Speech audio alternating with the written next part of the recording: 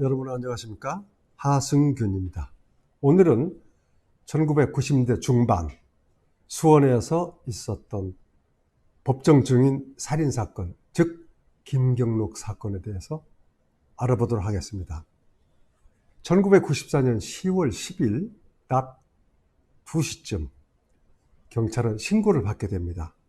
살인사건이 났다는 신고를 받고 위치를 확인한 다음에 현장에 가본 경찰은 깜짝 놀라게 됩니다. 그 현장은 김모 씨 집인데 그 집에 11살 먹은 김 씨 아들과 마침 이웃집에서 놀러왔던 6살 먹은 남자아이가 둔기에 맞아서 살해된 채 방에 쓰러져 있었고, 옆방에는 김 씨 부인 이모 씨 여자가 중상을 입고 쓰러져 있었습니다. 마침 의식을 가지고 있었기 때문에 경찰은 자초지종을 물은 결과 그 범인은 어젯밤에 그 집에 찾아와서 식사까지 한 사람임을 확인했습니다.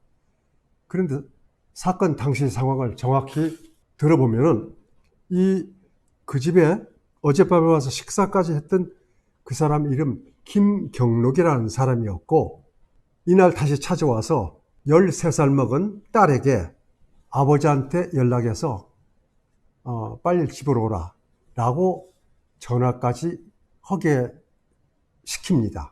전후 사정을 모르는 이 13살 먹은 여자아이는 밖에 나가서 빨리 집에 손님이 왔으니까 오라 이렇게 연락을 합니다.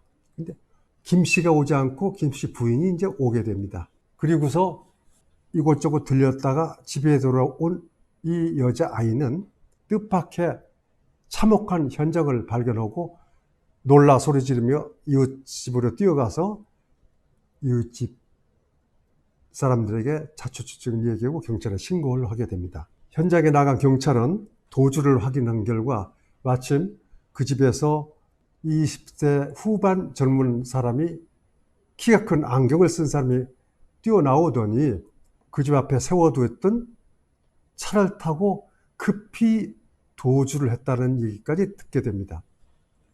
경찰은 그 근처에 수색을 하기 시작하고 또 다른 탐문자가 있을 것에 대비해서 전 경찰력을 풀어서 탐문 결과 그곳에서 약 200m 떨어진 골목 근처에서 범인이 급히 도주하다가 좁은 골목이니까 남의 차를 들어받고 수습하지 않고 그냥 도주했다는 사실을 확인하게 됩니다. 그 범인이 탔던 차는 나중에 밝혀졌지만 엑셀 승용차로서 렌트카였습니다. 그 차량을 수색하는 경찰은 또다시 놀라게 됩니다. 그 범인이 놓고 간 노트를 발견하게 되는데 그 노트에는 상세하게 범행 계획이 쓰여 있었고, 말씀드린 그 현장, 즉 김 씨를 죽이기 위해서 김 씨 가족을 살해하기 위한 계획과 그 외에 또 다른 두 사람의 인적사항, 그들도 살해 대상으로 기재되어 있다는 사실을 확인하게 됩니다. 따라서 경찰은 이 범인, 즉 김경록과 이 피해 집안의 남편인 김만재 씨, 이분과 어떤 관계가 있는가를 알아내야 됐습니다. 그래서 급히 김만재 씨를 수배해서 자초지종을 듣게 됩니다. 그 결과 약 4년 전에 김만재 씨가 알고 있는 그 섬유 공장 여공을 김경록이가 성추행했다는 사실을, 그로 인해서 김경록이가 경찰에 검거돼서 구속해서 재판을 받게 됩니다. 그런데 그 재판장정에 김만재 씨가 증인으로 출두 요구를 받게 됩니다. 그래서 김만재 씨는 자초지종을 사실대로 법정에서 모든 걸 증언하게 됩니다. 그게 이 사건에 이제 앙심을 품게 되고 김경록이가 그로 인해서 3년 6개월의 징역을 살고 나와서 이 같은 범행을 하게 됩니다. 그런데 어젯밤에 집에 와서 식사까지 했던 김경록이가 어떻게 그 다음날 다시 와서 이런 흉측한 범행을 저질렀냐. 나는데 상식을 벗어난 일입니다. 그럼 어제 어떻게 와서 어제 범행을 했어야 되는데 왜 어제는 그냥 갔는가 알아본 결과 김경록이는 그 전날 밤에 와서 김만재 씨를 찾고 자기가 교도소 잘 갖다 놨다고 그러고 편하게 그 김 씨 부인과 가족들과도 아주 편한 얼굴과 태도로 일관되기 때문에 그 저녁이나 먹고 가라 해서 저녁까지 먹고 갔는데 그 김경록이 악마로 변해서 다시 와서 이런 흉측한 범행을 저지를 줄은 생각도 못한 겁니다. 따라서 이 김만재 씨를 꼭 죽여야 된다는 이 살인 노트, 계획 노트가 있기 때문에 김만재의 신변을 경찰은 보호해야 됐습니다. 따라서 김경록의 소재를 찾기 위해서 서울, 또 김경록의 주소지, 또 모든 가족, 모든 걸 주변을 이제 조사를 하면서 김경록의 소재를 쫓기 시작합니다. 하지만 어디에도 나타나지 않고 다만 김경록이는 중간중간에 어디에서인지는 모르지만 전화를 하게 됩니다. 심지어 경찰에게도 전화합니다. 김만재는 반드시 죽이겠다. 그리고 기술적으로 짧은, 당시에는 핸드폰도 없던 시대였고 짧은 공중전화로 약 20, 30초, 1분 이내로 통화를 했다면 기술적으로 어디서 전화했는가 파악할 수가 없습니다. 그러면서 자기 누나에게도 전화하고 여러 군데 전화를 하고 그러면서 이제 경찰은 필경 수원 근처에서 김만재를 쫓기 위해서 어딘가 은신하고 있을 것이다 생각하고 주변을 수색하고 탐문을 시작합니다. 그런데 뜻밖에도 이 살인사건 나던 그 이튿날 경기도 용인 그 고길이 저수지 근처 이런 데서 비슷한 얼굴을 받고 또 비닐하우스에서 자고 나간 흔적이 있다라는 주민들의 신고가 접수가 됩니다. 경찰은 기동대 등 가용 인력을 총동원해서 용인 또 목격자가 봤다는 그런 지점, 비닐하우스가 많은 전답 등 수색을 하기 시작합니다.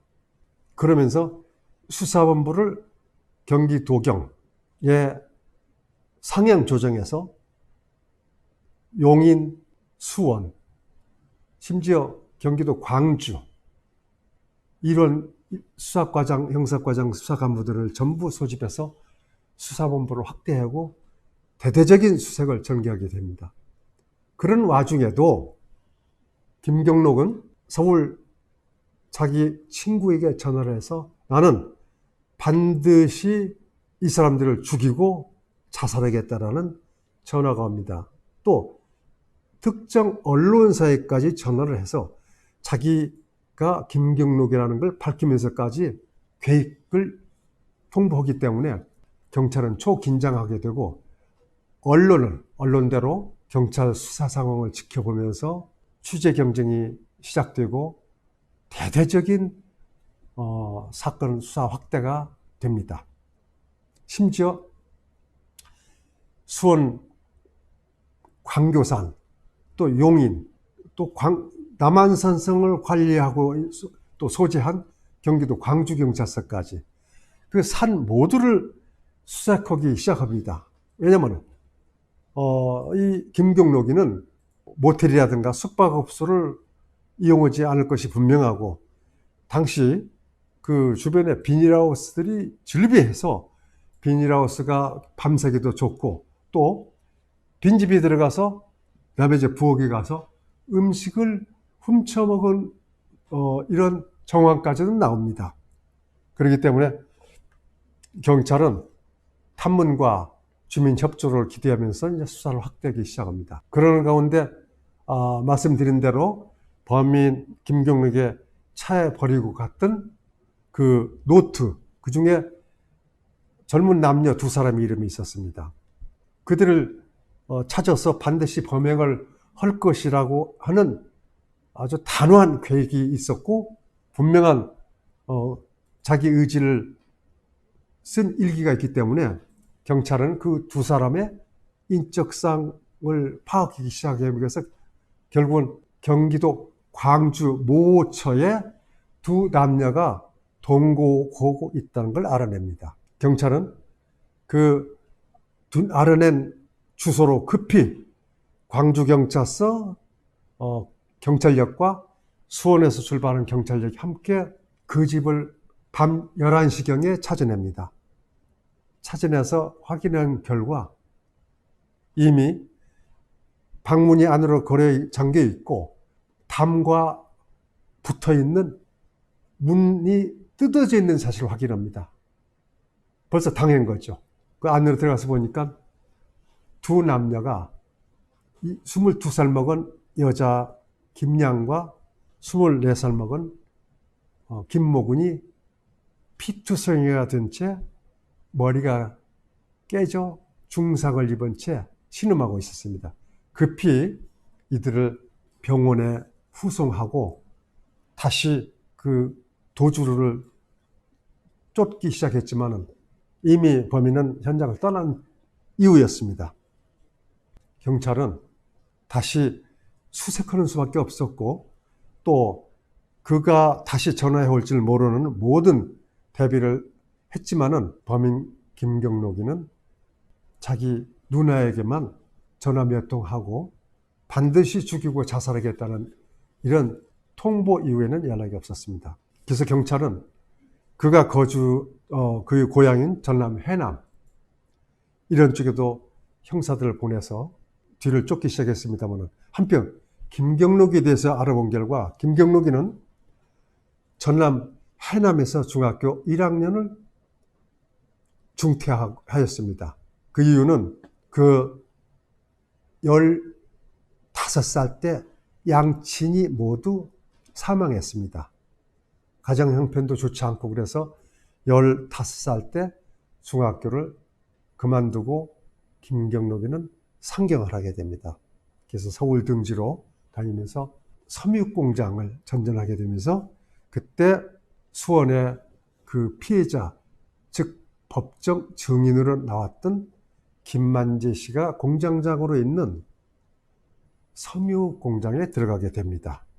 그래서부터 악연이 시작되었고 그 섬유공장에 들어가서 이 김경록이는 그 공원을 성추행 행위로서 피해자가 고소를 해서 구속됐고 그걸 증인을 쓴 것이 김만재였고 그렇습니다.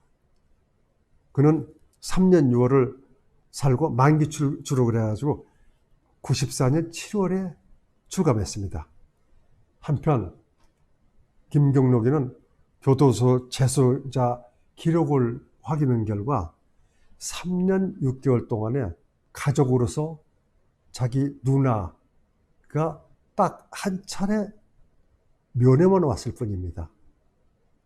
누구도 면회 올 사람도 없었고 꽤 의롭게 살던 사람이었고 그러면서도 김경록이는 나름 교도소 안에서 검정고시를 봐서 합격하는 등 나름 열심히 복역을 했다라고 당시 교도소 직원들은 얘기합니다. 그러나 그가 잘못된 생각으로 자기의 행위는 반성하지 않고 오직 자기가 교도소에서 장기 복역을 한 것은 오직 김만재와 자기를 고소한 그 여자 이들 때문에 헛고생을 했다라고 생각했던 거죠.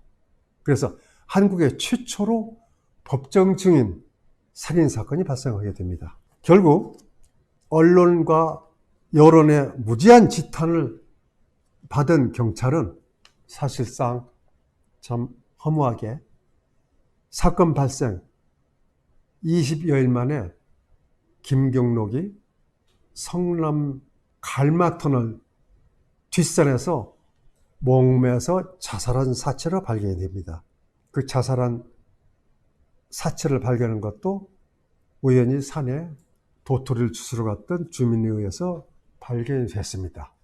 그러나 발견됐을 당시에 사체는 이미 사망한 지 약 일주일 정도 됐다라는 부검 결과를 통보받습니다. 그러니까 김경록이는 이미 광주에 와서 두 남녀를 습격하고 그 길로 걸어서 남한산성까지 와서 자살한 걸로 보여집니다. 자, 여러분 한번 당시 뉴스를 잠깐 보실까요? 여러분 안녕하십니까? 증인 보복 살해 사건의 용의자로 수배됐던 김경록이 목을 매서 스스로 목숨을 끊었습니다. 그의 시체는 오늘 한 시민의 제보로 성남에 있는 한 야산에서 발견됐습니다. 김경록은 유서를 남겼고 경찰은 그 유서를 통해서 김경록임을 확인했습니다. 오늘 KBS 취재팀은 제일 먼저 산속에 들어가서 그 현장을 경찰과 함께 확인했습니다. 먼저 최재현 기자의 보도입니다. 증인 보복 살해 사건의 용의자 김경록의 시체가 발견된 야산입니다. 사람 키만한 잡목들을 헤치고 거의 정상 부근까지 올라선 곳에서 김경록의 시체가 발견됐습니다. 김경록은 도토리 나무까지 목을 맨 채 숨져 있었습니다. 감색 바지와 갈색 가죽 점퍼 차림이었습니다. 경찰의 검문 검색망을 피하기 위해서인지 주소를 알아냈을까 합니다. 또 그 다음에 경기도 광주에 와서 두 남녀를 살인 미수를 했는데 두 남녀 주소를 어떻게 알아냈는가? 이게 문제입니다. 지금은 그런 일이 없을 거라는 것을 바로 이어서 말씀드리겠습니다만은 당시에는 사건 기록 등은 그 변호사 등에게 사건 복사 열람권이 있습니다. 그러니까 변호사는 어떤 사건이니 기록을 열람하고 또 복사도 할 수 있지만은 그럼 김경록이 어떻게 알았을까요? 그런데 허점이 많이 있습니다. 예를 들자면은 그 가족들이나 누가 검찰에 방문해서 합의를 하고자 하는데 그 피해자 가족 인적사항을 모르니까 좀 알려주십시오 하면은 별 의심 없이 알려주고 그런 시대였습니다. 그리고 이 증인보, 즉 이 김만재 씨 가족 또 경기도 광주에서 두 사람이 중상을 입었죠. 그런데 아무런 보상이 없습니다. 이런 많은 문제점이 김경록이 사건으로 인해서 모든 게 들춰납니다. 여론과 언론에서는 이 부분에 엄청 집중 보도를 했고 그래서 좀 알아봤습니다. 당시 한국에는 증인 보호를 위한 어떤 특별한 대책이 없었습니다. 그러나 미국은 어떨까요? 미국뿐만 아니라 가까운 일본도 있고 근데 미국 예만 들어보겠습니다.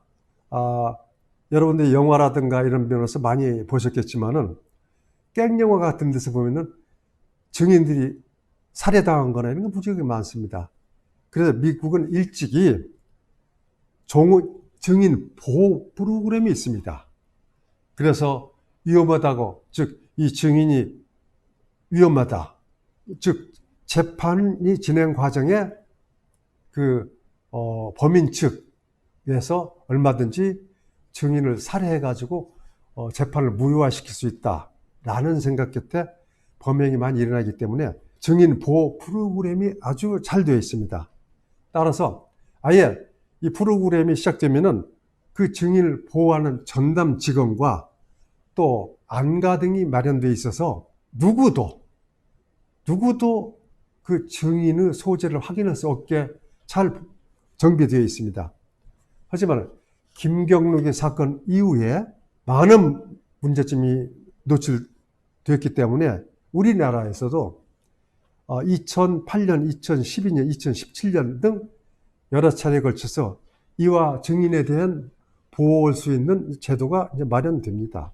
즉 2012년에는 특정 범죄 신고자 보호법이라는 게 생겨납니다.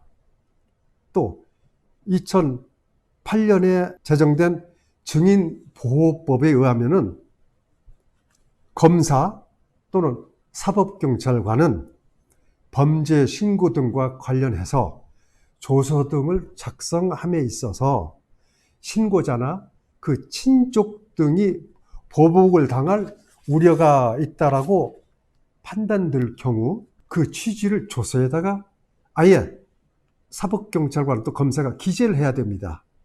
기재하고 나서 신고자 등의 성명, 연령, 주소, 직업 등 신원할 수 있는 일체의 내용을 기재 전부 또는 일부를 기재하지 아니할 수 있다라고 규정이 되어 있습니다.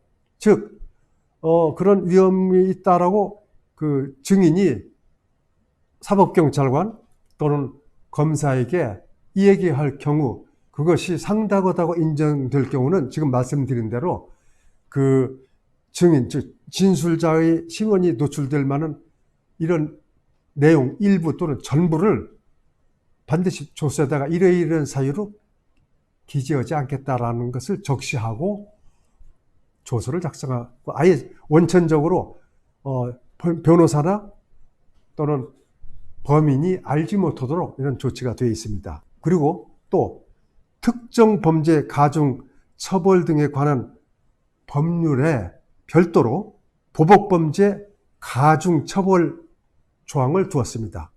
그래서 다시 말해서 이런 김경록이 같은 사건이 재발될 경우 그 범인에게는 가중 처벌하도록 법적으로 제도화가 되어 있습니다. 그렇기 때문에 이 법 제정 이후에는 법정 증인이나 또는 그 이외에 증인 보복 사건이 많이 줄었다는 것도 참고로 알려드립니다. 따라서 우리는 만약에 우리가 어떤 사건을 가지고 신고를 할 경우 이걸 혼자만 고민하지 마시고 만약에 보복을 당할 우려가 있다든가 하면 꼭 애당초부터 경찰 또는 검찰에 그걸 고지를 하여야 됩니다. 그래서 나 이름을 밝힐 수 없고 한다 하더라도 여기다 빼달라 해서 미리 처음부터 이런 안전 장치를 마련해야 된다는 것을 말씀드립니다. 오늘 김경록의 사건에 대해서 알아봤습니다. 여러분 감사합니다.